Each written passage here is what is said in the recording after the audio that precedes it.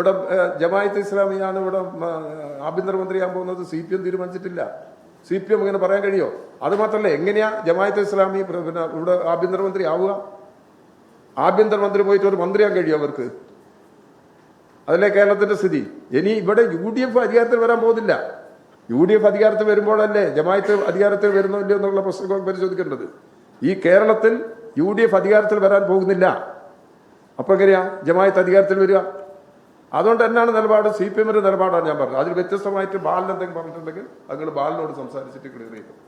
മാറാട് അന്ന് സന്ദർശിച്ച സമയത്ത് മുഖ്യമന്ത്രിയോടൊപ്പം ഞാനുണ്ട്. ആ അനുഭവം എനിക്കുണ്ട്. എന്താണ് അവിടെ നടന്നതെന്നുള്ളത്. ഞാനന്ന് കോഴിക്കോട് ജില്ലയിൽ CPM-ന്റെ പ്രവർത്തകനായിട്ട് വർക്ക് ചെയ്യുന്ന കാലമാണ്. അപ്പോൾ മാറാട് വലിയ കലാപമുണ്ടായി, കൂട്ടക്കശാപ്പുണ്ടായി.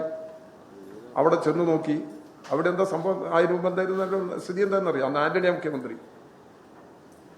കുഞ്ഞാലിക്കുട്ടിയെ അങ്ങോട്ട് പ്രവേശിപ്പിച്ചില്ല. ആന്റണിയോടൊപ്പം അദ്ദേഹത്തിന്റെ സഹപ്രവർത്തകർ മന്ത്രിയെ ആ പ്രദേശത്ത് കൊണ്ടുപോയില്ല എന്ന് പറഞ്ഞാലോ? പിണറായി വിജയൻ അന്ന് പോകാൻ അനുവാദം ഉണ്ടായിരുന്നില്ല. പോയല്ലോ.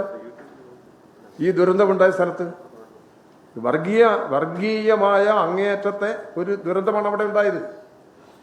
ആ പ്രശ്നത്തിൽ ജനങ്ങളിൽ സമാധാന അന്തരീക്ഷം ഉയർത്തുന്നതിന് വേണ്ടി നിലപാടുകൾ സ്വീകരിക്കാനാണ് അവിടെ പോയത്. പോയ അനുഭവം ഞാനിപ്പോൾ പറയുന്നില്ല.